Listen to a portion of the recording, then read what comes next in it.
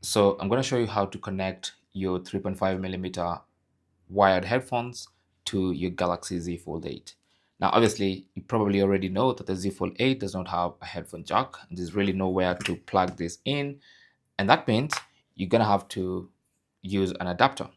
So we have adapters like this one. So this is a 3.5 millimeter headphone socket with a Type-C connector, and this one is even better.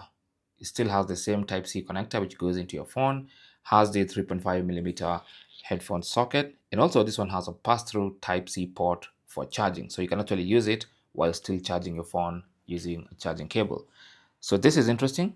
So what you need to do is simply plug in the adapter into the, plug in the headphones into the adapter, and then the adapter with the headphones to the Type-C port of your Z Fold 8. Simple as that, and you're good to go. You can now put on your headphones and consume any kind of media from it. Now, you can also plug in a charger here and continue charging while still using your wired headphones.